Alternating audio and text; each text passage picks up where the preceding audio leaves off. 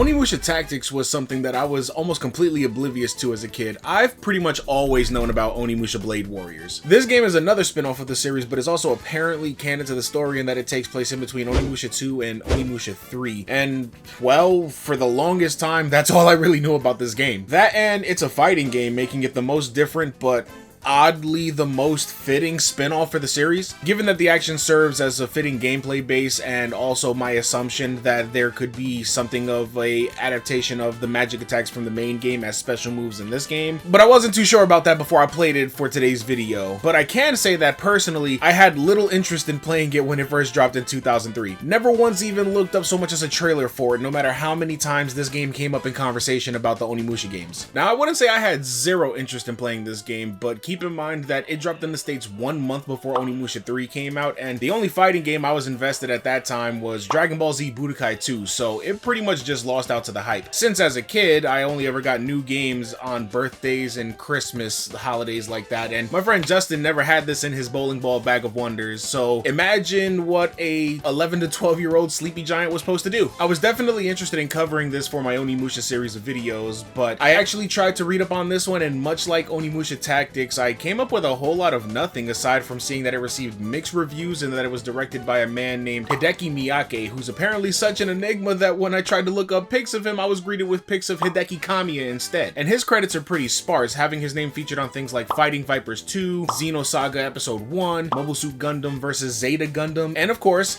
Onimusha Blade Warriors. An interesting portfolio, I'm not gonna lie, but that's all I got for you today, so let's get into it. Hey, yo, Giant, let's go!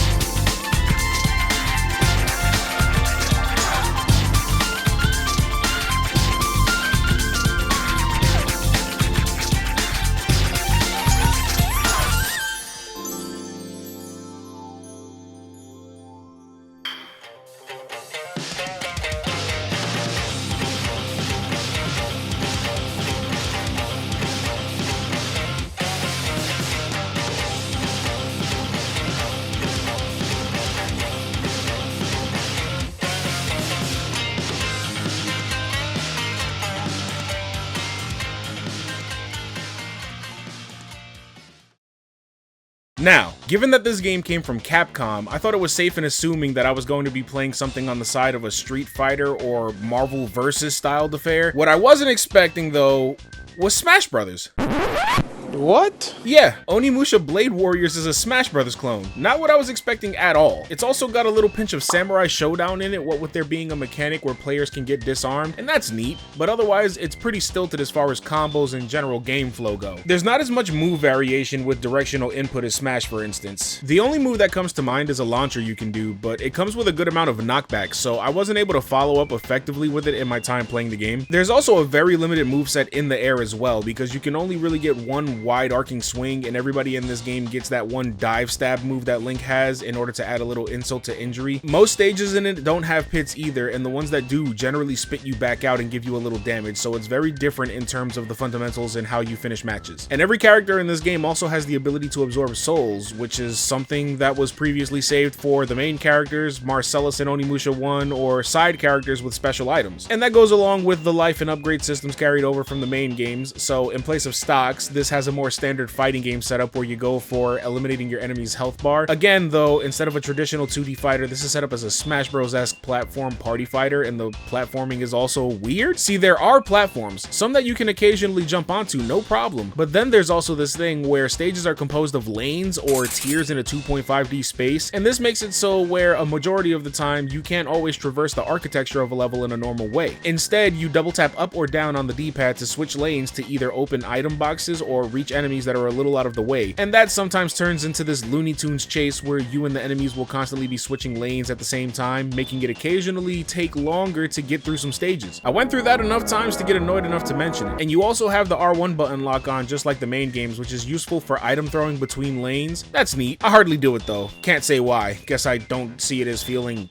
natural. I don't know many fighting games of any genre that include this kind of thing, especially not in a 2D or 2.5D space, so it just doesn't register that I can do this in the middle middle of a stage, thus initiating the chase down I mentioned before. It also took halfway through my time playing this game to realize that you need to use the lock-on to activate magic attacks with the triangle button, which feels odd to me. First of all, you have to absorb certain orbs that often share colors with demon souls, so in the heat of the moment they kind of just blend in and you might not realize that you absorbed it, but that's how you earn the magic attack. Secondly, if you're not locked on, then that button does a kick that can break blocks, and it's one of the few moves that can be dash cancelled out of. Once I learned that, my bread and butter move became doing 2 to 3 initial combo hits depending on the character's combo length, kick, dash in for a dash attack as a combo ender. This single string got me through so much cheese, namely the fight with Nobunaga. Which reminds me, I usually start my reviews with the story, and didn't here because this is that era where fighting game stories were barely even secondary, dare I say tertiary to the experience. Other big name properties, especially those of Capcom's making, were happy to let the gameplay speak for itself. Not so with Blade Warriors, because the primary mode of this game is a story mode that, as I said in the beginning of this video, is canon to the series, so I should probably get into that. Straight out of the gate, there's little here that matters in the grand scheme of the series, and it doesn't necessarily move the plot forward. The story mode is set up as an arcade gauntlet that's comprised of 10 stages. You pick your character, an opening cutscene kicks things off, and you get to it. Most of the stories start off as, uh-oh, Nobunaga's doing Batman things again. And with every few stages being some kind of boss fight before you face off with Nobunaga at the end, and beating him brings up this text screen with a narration that is basically just saying, lol, he'll be back. Ending with a Nobunaga laugh track before rolling credits.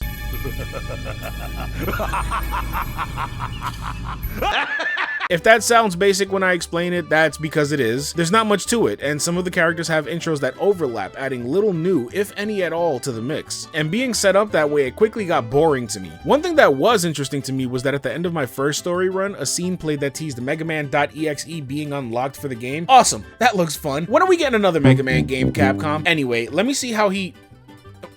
Where is he? Did I not unlock him? What the I gave up on trying to figure out what was going on in like 10 seconds and continued story with all the other characters. It only took me 2 sittings to finish with every character, and if you're thinking, sounds like you were playing for a long time. Wrong! I clocked just over 5 hours to finish every single available character's run. Each of those took me about 30 to 45 minutes depending on how much Nobunaga was cheating at the end, and I swear he's cheating because everything else is a cakewalk until I get to him, and then it's...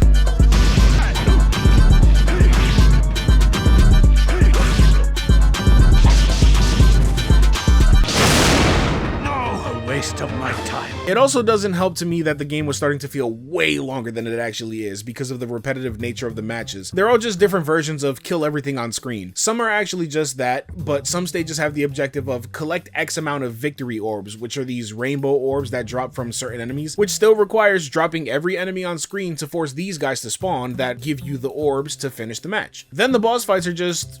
beat the boss, which doesn't take very long at all. I was clearing so many of these stages within 30 seconds. By the time I started doing that consistently, I also noticed that some stages give you new weapons or items if you clear them real fast, but weapon changes didn't do much for me. The increases are so marginal, it's practically negligible. And I was only able to achieve so much in the way of upgrades with the souls in each run. If you level up each stat once, then the character gets an overall level up, with some characters like Samanosuke and Jubei getting their upgraded armor sets from their respective games to give a visual to accompany the change. Even the demon characters, and yes, I'm saying demon because they do too in this game. Apparently they hadn't truly settled on Genma as a name at this point yet, but I digress. In the main series games proper, there are usually new versions of certain demon types that show up as the game progresses. So in this one, when you level up the demons, they turn into a higher tier demon, which is kind of neat. However, this also more obviously highlights this weird choice where some characters like Kaede get absolutely no visual change with their respective level ups, so... Back to the demons though, their story is also nothing special. The demon scientist Guildenstern, who aside from in tactics is still not named in this game, sends out all the demon units to take out the Oni warriors, and so you do that. But then, instead of a fight with Nobunaga, they end in a scenario where Samanosuke and Jubei meet. I was trying to figure out where to fit this in, but in all of the hero runs, when the credits run, there's a little snippet of Samanosuke and Jubei clashing swords, which to me had the same energy as when Resident Evil 6 tried to play up a Leon versus Chris setup, and it turns out this is just as anticlimactic. Throughout the hero character stories, certain characters like Gogen Dantes, Kaede, Kotaro, and so on make reference to how there's multiple people who are able to absorb demon souls, which I don't think is that unique given that literally everyone in this game can do it, but nothing ever comes from it. That is until they show up as the final boss of the demon character stories. Samanosuke and Jubei do this thing where they cross each other, pose, and clash, basically confirming that they're both Oni warriors, and then they come up with a secret handshake on the spot. They make a speech and you have to fight both of them at the same time. And you can only imagine my enthusiasm about this given how cheesy these guys are as a 2v1 and the fact that the only variance in the demon character stories is that one character ends in a solo fight with Jubei. That's all. The fact that I saved these for the back half of my story runs, I was starting to get a little disconnected with the game, but I finished them all, and it was at this point that I decided to play some casual matches in the versus mode. And wait, where did all these come from? Oh my god, there's Mega Man! But why are they all grayed out? I'm glad you asked, disembodied voice of a potential viewer. You have to play a match and win, then get challenged by one of the new characters, and then beat them to unlock them, which low-key means that you have to unlock every character twice, once to unlock the chance to win the opportunity to unlock them for real. Fun. And there still wasn't a full character select screen by the time I figured all this out. So I went online, looked up a guide to see what I needed to do, and I see a long list of character unlocks, including my boy Magoichi. What do I gotta do to unlock him? Play 200 versus matches? What do you think this is, Smash Bros? Oh wait, there are other characters that are a little random, like Miyamoto Musashi, a younger version of Juju Dorma that makes me upset because 1, no fucking thanks, and 2, we get this but you can't design armor upgrades for Kaede? Be serious right now, please. And there's also Zero, specifically the Mega Man Zero version, which you unlock by playing Mega Man in the story. Okay, fine, I'll do that one. But then there's multiple versions of these guys that are basically entirely separate characters, and you can unlock them by leveling them up in the story. And at this point, I was almost finally over this game, and I decided to do one more run of Samanosuke, and this is when the most unexpected thing happened. Samanosuke's second run came with more story than the first run. I was so taken aback at this that it brought a little life back to me as I played through.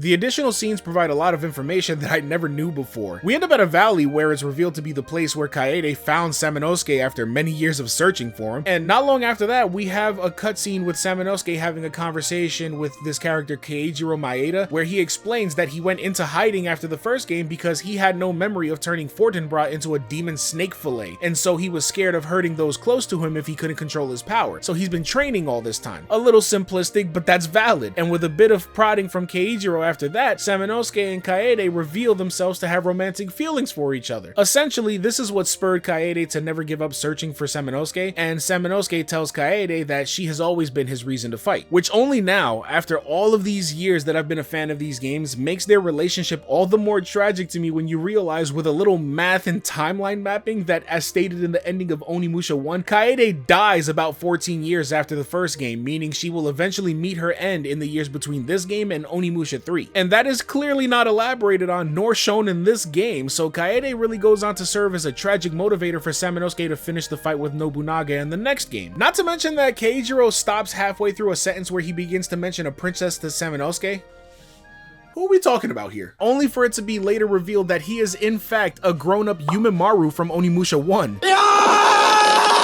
A lot of this is ultimately pretty straightforward, but these developments are meaningful and substantial in a character development sense. They recontextualize things that I want to get to in Onimusha 3 proper, and they make me even more attached to these characters. I also now care about the loss of Kaede and can now think about how that affected Samanosuke. This is great, so why is this game backloaded with this stuff? And that's not counting the Onimusha 2 cast, because I gotta be honest, I didn't think it was important. Jubei, Kotaro, Oyu, Eke, and Magoichi are never seen again after this game and will only be referenced from time to time hereafter, which I will elaborate on in another video when it's actually relevant. And while I talk about it, I was kind of taken off guard by the recasting of the voice cast, for the most part.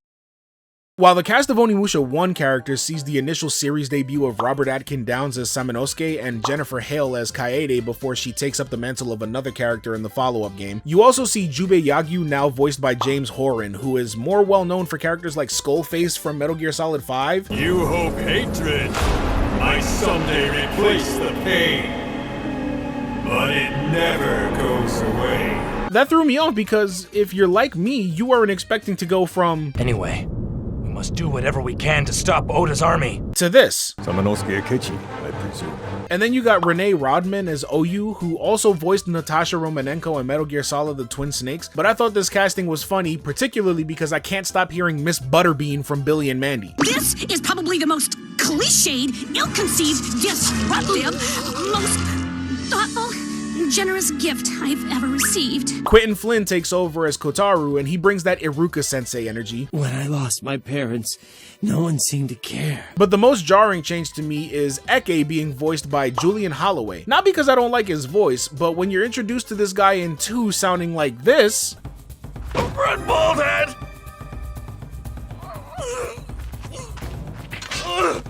That does it! Outside now! It's weird to now hear him sounding like he's auditioning for a Western. I like working for Master Mori, but a sword gets rusty if it don't get used. I can't help but feel like there wasn't too much going on in the vein of voice direction for this game, to be honest. But all that aside, you have absolutely no idea how conflicted I was when I realized that this game is structured this way to artificially extend its shelf life, because it didn't work. When I realized the way character unlocks were structured, which then unlocks more story scenarios that, I'm sorry, I do not care to play, combined with the fact that I was now expected to replay some characters to get more meaningful story interactions, and without looking, you have no idea which plays are worth it or not. Also factor in the repetitive gameplay and mission structure, the largely forgettable soundtrack, and the overall mystery as to whether or not it's all worth it up to a certain point. I'm sorry, I put my foot down. I'd had enough. I am officially done with Onimusha Blade Warriors. It had promise. I even think this could work in a world where we hypothetically get a version of this made well if they ever remake the Onimusha games a la Resident Evil remakes, but we're not in that world. Yet.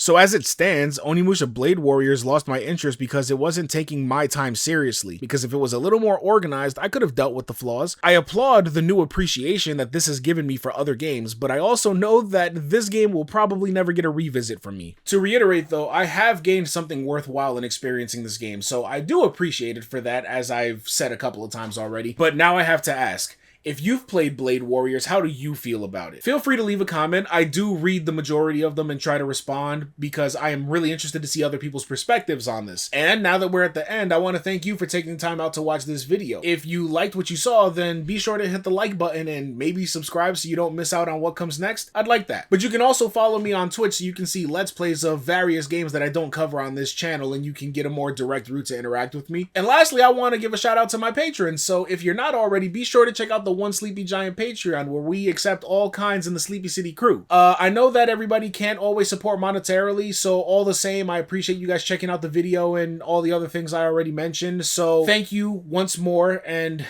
honestly, that's all you got from me today, so thank you for your time. My name is Hector, and I'm One Sleepy Giant. I had a decent time today, but I'm gonna hit the sack, so let's pick this up later when I finally cover Onimusha 3, okay? Talk to you later, peoples.